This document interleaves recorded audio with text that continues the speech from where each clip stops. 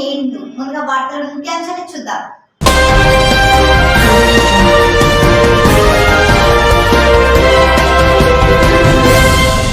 మెరుగైన వైద్యం అందించడంతో పాటు ప్రజల ప్రాణాలను కాపాడడమే రాష్ట్ర ప్రభుత్వ ధ్యేయం.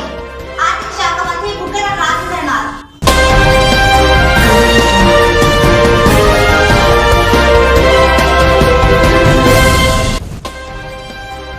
శాస్త్రోక్తంగా కాశీ విశ్వనాథుడికి ప్రధాని మోదీ జలాభిషేకం.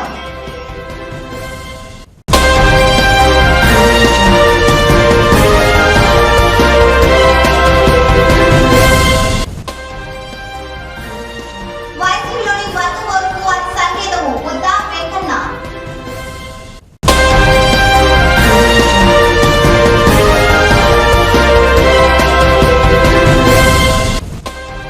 సిబిఎస్ఈ పరీక్షలో మహిళలను కించపరిచేలా ఉన్నాయి. లోక్సభలో సోనియా గాంధీ ఆగ్రహం.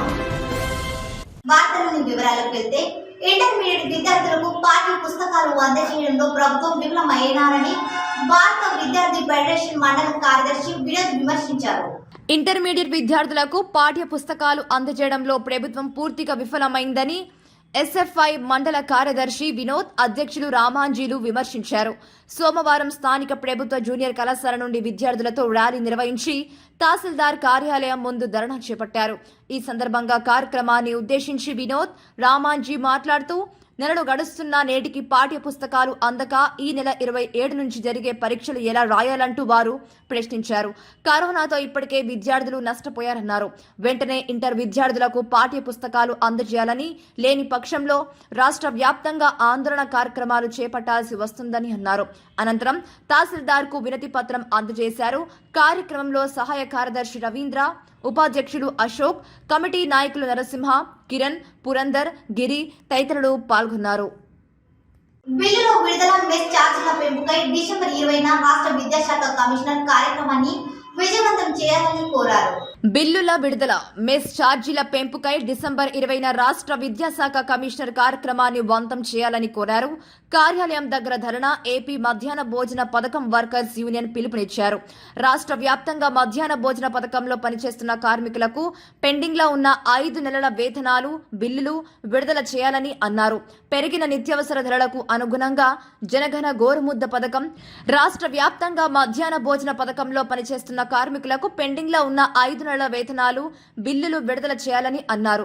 పెరిగిన నిత్యావసర ధరలకు అనుగుణంగా జగనన్న గోరుముద్ద పథకంకై మెస్ ఛార్జీలు పెంచాలని డిమాండ్ చేస్తూ డిసెంబర్ 20న విజయవాడలోని విద్యాశాఖ కమిషనర్ కార్యాలయం దగ్గర ధర్నా నిర్వహిస్తున్నట్లు తెలిపారు.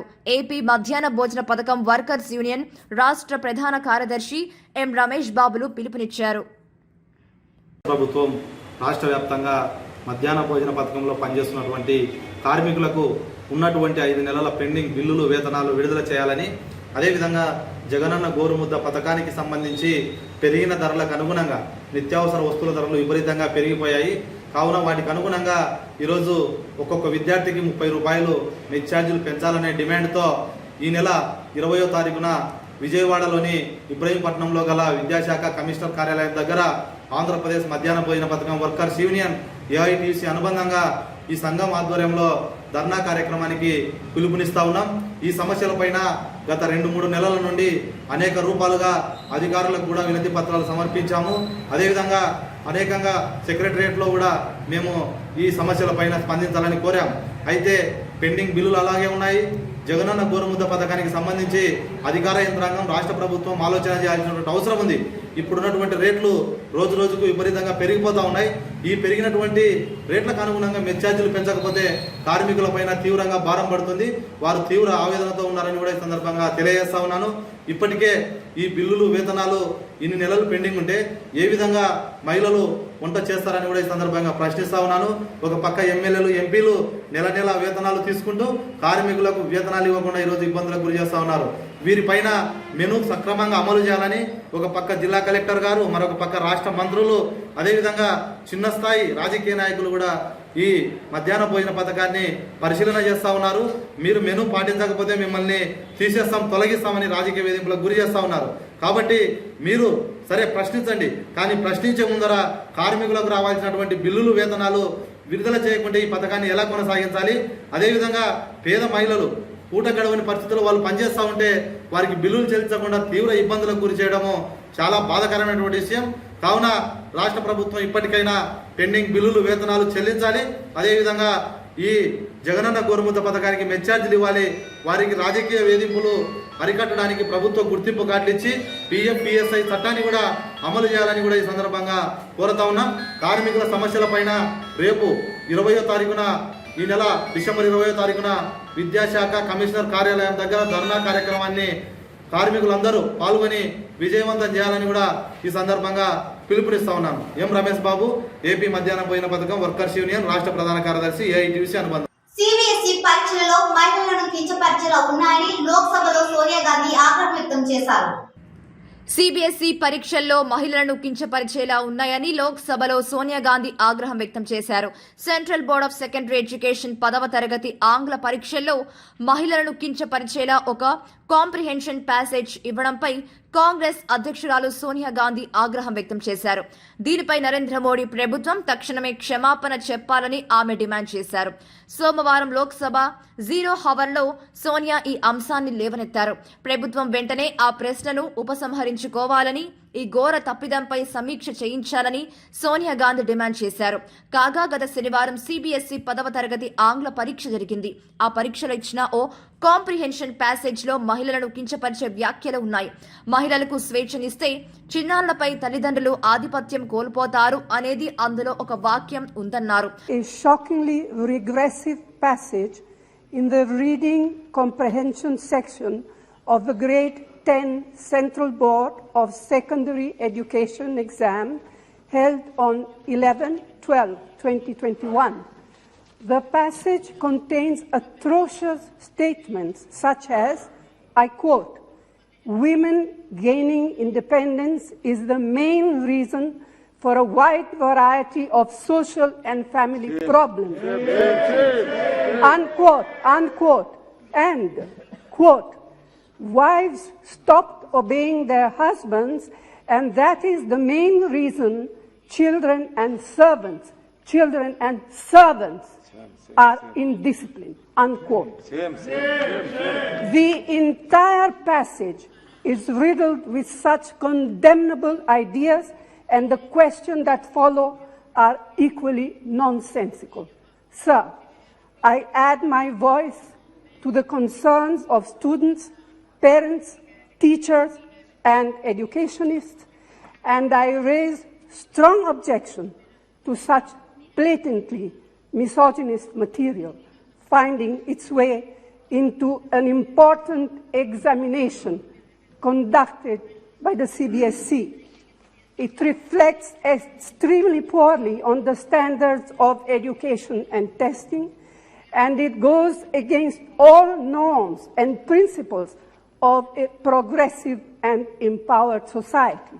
Sir, I urge the Ministry of Education and the CBSE to immediately withdraw this question, issue an apology, and conduct a thorough review into this egregious lapse to ensure this is never repeated again.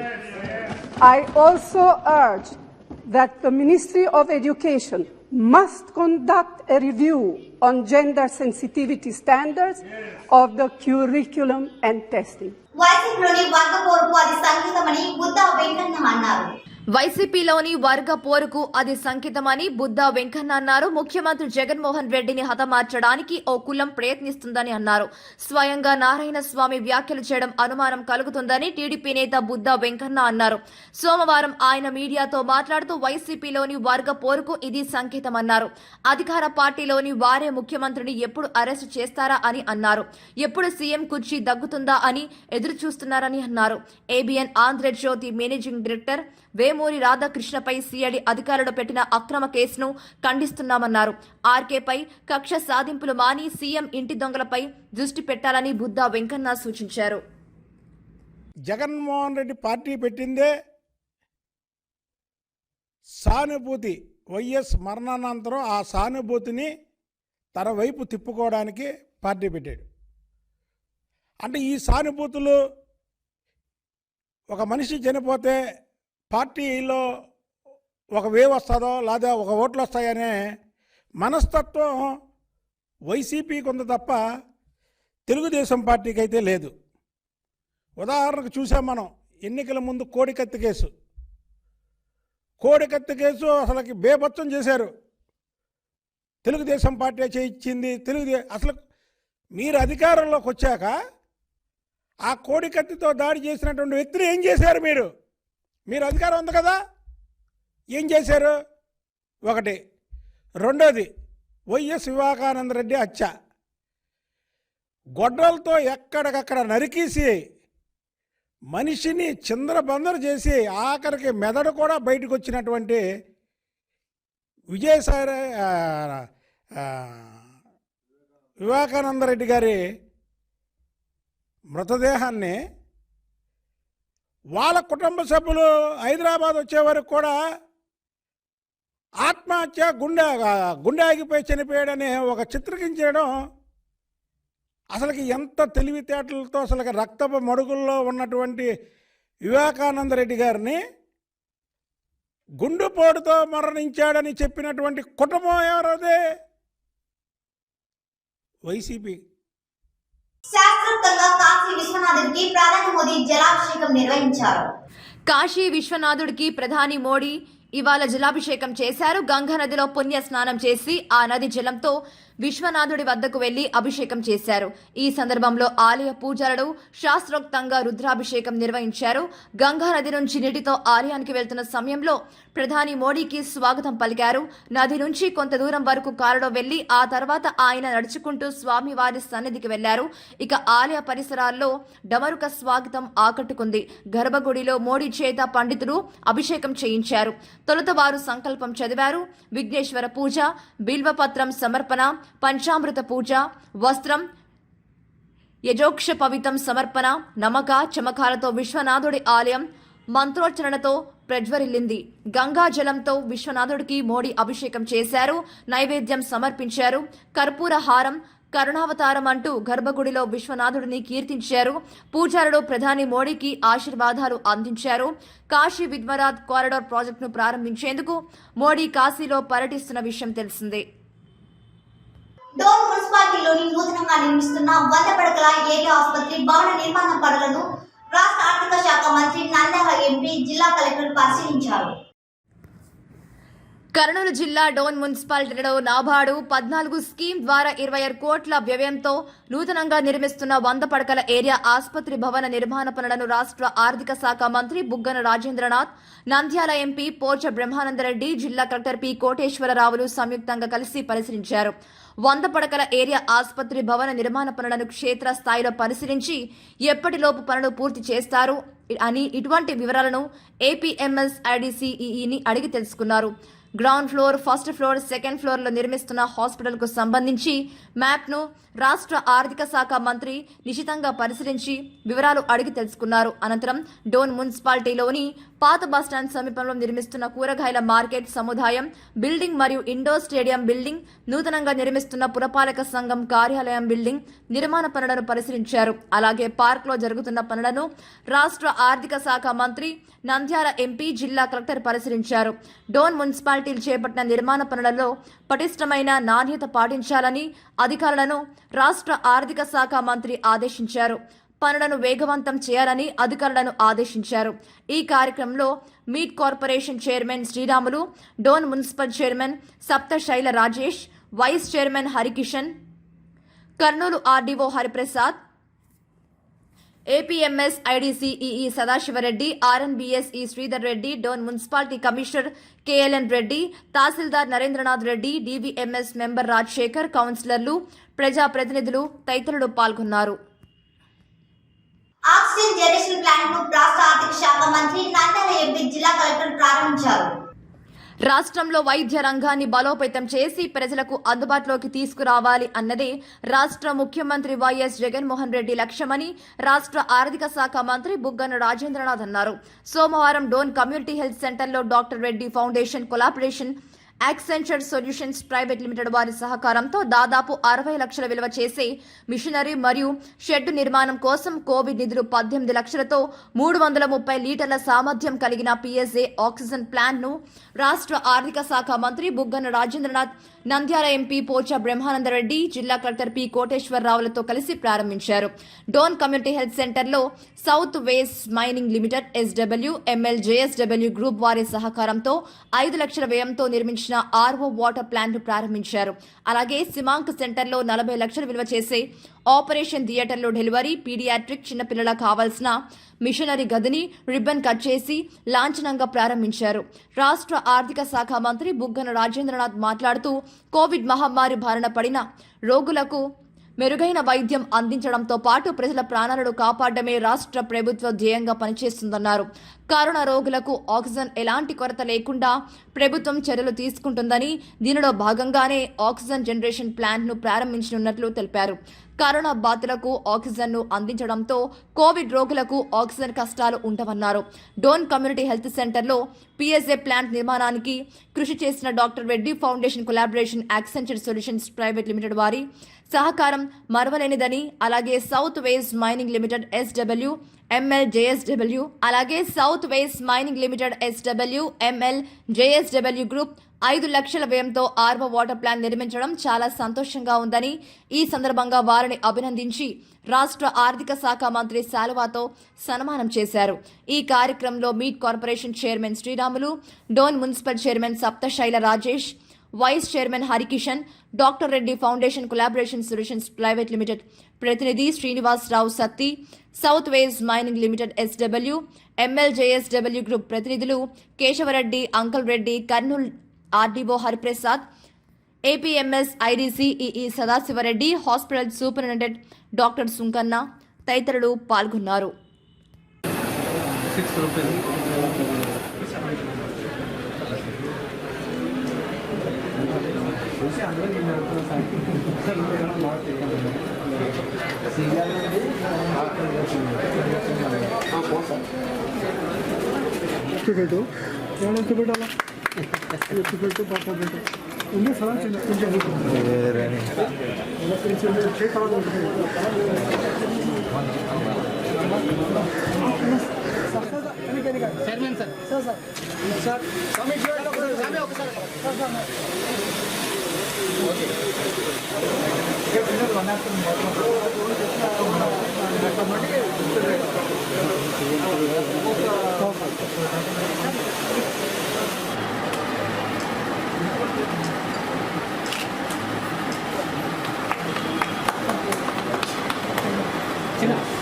సుమారు ఉన్నాయి, ఇంకా కొన్ని రాలేదు.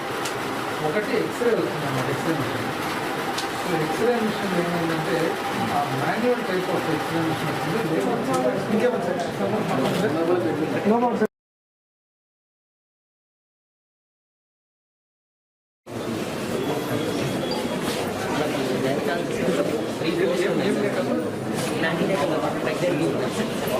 కొద్ది పక్కనమ్మా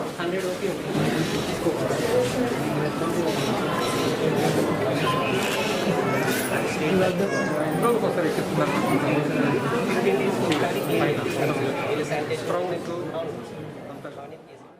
వార్తల గురించి ముఖ్యాంశాలు మరోసారి.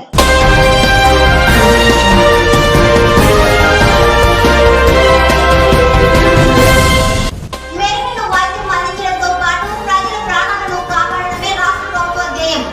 ఆర్థిక శాఖ మంత్రి బుగ్గన రాజేంద్రనాథ్.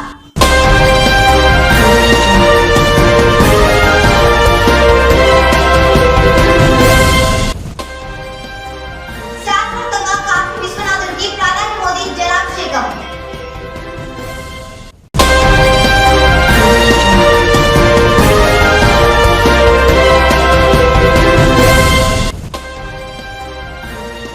వైసీపీలోని వర్గపోరుకు అది సంకేతము. ఉద్దా వెంకన్న.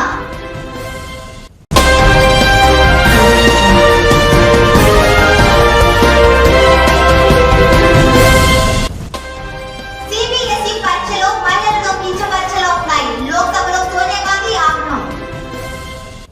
ఈ వార్తలు ఇంతటితో సమాప్తం. నమస్కారం. తిరిగి నెక్స్ట్ బులెటిన్ లో కలుసుకుందాం. చూస్తూనే ఉండండి R360 న్యూస్. మార్క్ కోసం ఒక అడుగు ముందు.